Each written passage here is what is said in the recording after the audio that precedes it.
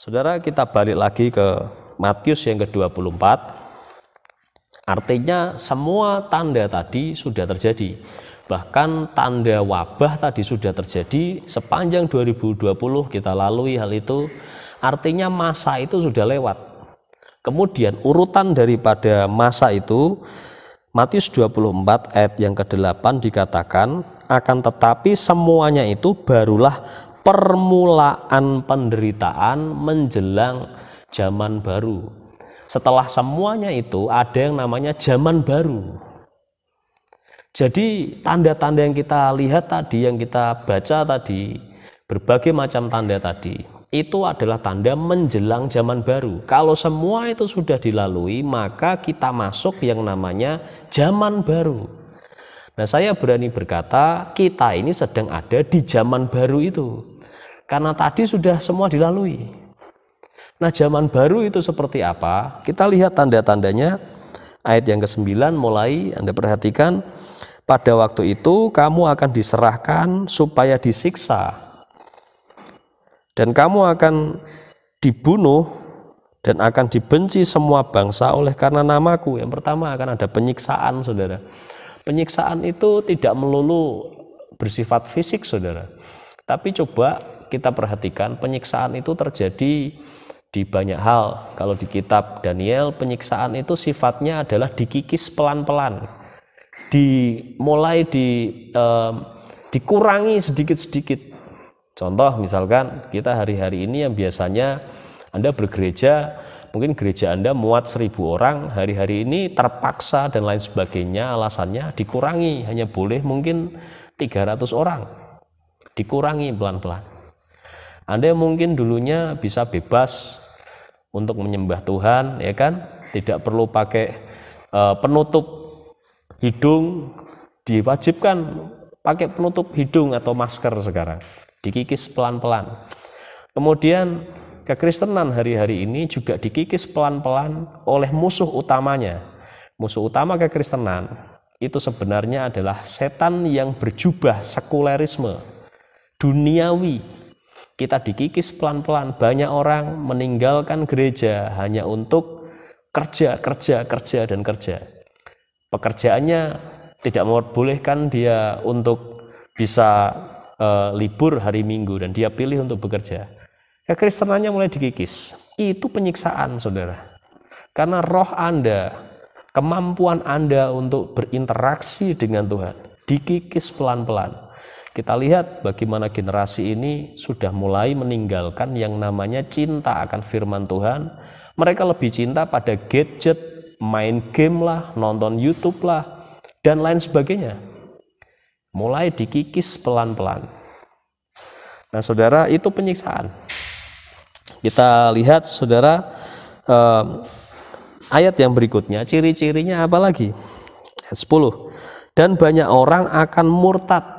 Saudara, hari-hari ini kita lihat sendiri banyak orang Kristen, bahkan orang-orang yang dianggap sebagai pemimpin, yang dipandang oleh banyak orang, akhirnya murtad. Itu adalah salah satu ciri di masa zaman baru. Dan mereka akan saling menyerahkan dan saling membenci. Di media sosial itu orang nggak kenal saling benci, saling melontarkan kata-kata yang nggak bagus. Ini saling, ya saudara. Saling itu artinya kedua belah pihak sama-sama melakukannya. Zaman ini sudah sangat mungkin dikata lumrah sekali terjadi seperti itu. Kita lanjutkan, saudara. Kemudian banyak nabi-nabi palsu akan muncul menyesatkan banyak orang. Nabi palsu itu jangan dikira orang yang berjenggot panjang, pakai jubah putih, kemudian pakai topi yang sedemikian, dikata sorban dan sebagainya. Lalu dia akan bicara dengan penuh karisma, dengan suara yang berbobot. Bukan itu sih, saudara. Itu adalah nabi zaman dulu mungkin begitu. Tapi yang namanya nabi palsu hari-hari ini, dia sangat modern. Salah satu nabi palsu yang boleh saya ceritakan mungkin adalah film, adalah media, adalah dunia entertain. Ada banyak contohnya. Contoh mengenai apa yang dikatakan sebagai virus flu atau virus COVID itu pernah dinubuatkan oleh film The Simpsons. Anda bisa cek sendiri videonya film The Simpsons. Kemudian saya melihat sendiri bahwa film The Simpsons ini menjadi salah satu nabi palsu yang banyak sekali film-filmnya memprediksi atau boleh dibilang nubuatan-nubuatan palsu darinya itu terjadi. Contoh, di film itu ada presiden Amerika dengan rambut warna pirang kuning di situ di filmnya, ada jambulnya, itu Presiden Trump. Dan tepat Presiden Trump atau Presiden Amerika di film itu naik eskalator di sebuah mall, dan itu terjadi beberapa tahun setelah film itu dibuat. Kemudian ada kemarin, Anda ingat, ada sebuah ledakan di Lebanon, itu pun juga ada filmnya. Kita ingat beberapa waktu yang lalu Kobe Bryant meninggal dalam sebuah kecelakaan, itu pun juga ada filmnya. Kemudian media yang lain apa? Contoh, kalau Anda bicara tentang COVID-19, silakan nanti Anda bisa kira-kira simpulkan sendiri apakah virus ini benar-benar bencana alamiah atau bencana by design. Anda bisa lihat salah satu tayangan di Eropa itu ada acara istilahnya untuk mencari bakat penyanyi-penyanyi, namanya Eurovision. Pada tahun 2019 Eurovision diadakan di Israel, dan itu terjadi bulan Mei kalau tidak salah. Di sana Madonna sedang memberikan pertunjukan di acara tersebut. Dia menyanyikan 2 lagu, dan dalam acara itu terlihat sekali ada semacam simbol-simbol bahwa akan ada sebuah virus nanti, akan ada sebuah wabah nanti. Sekali lagi saudara, tayangan itu dibuat Mei 2019. Lalu bagaimana orang seperti itu di dunia entertain seperti itu bisa mengerti akan terjadi hal yang demikian? Silakan Anda simpulkan sendiri. Tapi yang jelas bahwa ada nabi-nabi palsu. Ke depan akan seperti apa? Banyak sekali nabi-nabi palsu yang dimunculkan oleh orang-orang yang tanda kutip mengendalikan yang sedang terjadi di seluruh dunia hari-hari ini. Kita coba akan pelajari lagi. Tanda-tandanya adalah ayat 12. Dan karena makin bertambah kedurhakaan, akan ada kedurhakaan, maka kasih kebanyakan orang akan menjadi dingin. Saudara, kasih di sini memakai kata agape. Agape itu pengertiannya ada 2 hal. Yang pertama adalah kasih yang tulus tanpa ada tuntutan balik, unconditional love. Cinta yang sungguh-sungguh tulus itu mulai dingin. Sudah jarang sekali yang seperti itu. Kasih biasanya ada harga yang dibayar, ada ganti rugi, dan lain sebagainya. Nah, yang kedua, agape ini seringkali hanya layak disandangkan itu untuk menyatakan kasih pada Tuhan. Itu agape. Nah, pada masa-masa zaman baru, agape, cinta pada Tuhan, itu menjadi dingin. Nah, kita lihat sendiri, saya tidak tahu apakah Anda melihat, tapi saya sendiri menyaksikan cinta agape manusia, orang-orang Kristen pada Tuhan hari-hari ini sudah mulai dingin. Soal Tuhan terasa tidak terlalu penting. Yang penting adalah bagaimana perekonomiannya ditolong, bagaimana keluarganya mengalami mujizat, bagaimana dia bahagia, aman, dan sebagainya. Itu cukup. Tidak terlalu peduli apakah mencintai Tuhan dengan kuat atau tidak. Kasih pada Tuhan dingin, tapi minta bantuannya Tuhan masih terus jalan. Nah, itu adalah prediksi dari firman Tuhan, tanda-tanda. Kalau itu terjadi, maka kita mesti bisa menebak kapan kesudahannya akan terjadi. Oke saudara, kemudian kita lanjutkan. Ciri-cirinya adalah, tetapi orang yang bertahan sampai kesudahannya akan selamat.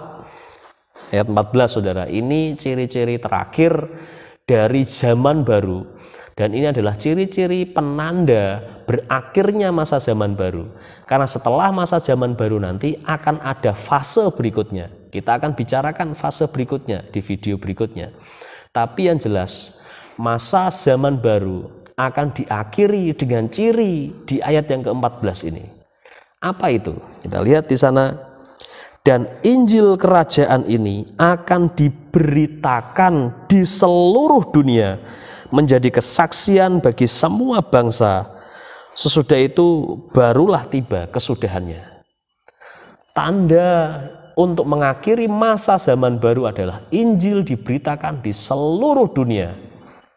Dan itu akan menjadi tanda untuk kesudahannya. Kesudahan apa, saudara? Kesudahan masa gereja. Kesudahan orang-orang Kristen. Loh, mau apa orang Kristen? Nanti kita akan bahas di video berikutnya lagi. Tapi yang jelas Anda perlu tahu, di masa zaman baru ini yang kita ada sekarang, tanda terakhir daripada masa zaman baru itu adalah Tuhan mau terjadi Injil diberitakan di seluruh dunia dengan lebih cepat. Itu akan mengakhiri masa zaman baru ini. Itu akan menjadi tanda yang sangat-sangat mutlak harus terjadi. Itu yang menjadi rencana besar Tuhan di masa zaman baru ini. Saudara, Anda mesti mengerti kalau Anda hidup di masa sekarang ini, Anda semua diminta Tuhan, direncanakan Tuhan untuk berperan besar di masa memberitakan Injil di seluruh dunia dengan cepat. Kita di rumah masing-masing sudah sangat bisa menyaksikan Injil diberitakan dari belahan dunia manapun, dari kota manapun, entah lewat YouTube, lewat Zoom meeting, atau lewat meeting yang lainnya dari platform manapun aplikasinya. Saudara, itu adalah kesiapan, sebuah tanda-tanda kesiapan bahwa dunia ini sedang mulai bisa ada dalam titik Injil diberitakan seluruh dunia, karena sistem sudah menjamin itu bisa. Memang itu bukan satu-satunya yang dimaksud dari firman Tuhan ini, tapi itu adalah sebuah pertanda jelas bahwa hari ini Injil diberitakan di seluruh dunia. Itu mungkin dan sangat mungkin terjadi. Diberitakan dengan lebih cepat. Orang hanya duduk di rumah sudah bisa melihat tayangan pemberitaan Injil di kota lain, di pusat kota, atau mungkin bahkan dari belahan negara lain. Itu adalah ciri-ciri. Kalau Anda melihat semua itu, Anda mestinya tahu kesudahannya sudah dekat. Sampai bertemu di pelajaran berikutnya, kita akan bahas lebih dalam soal Injil diberitakan di seluruh dunia. God bless you.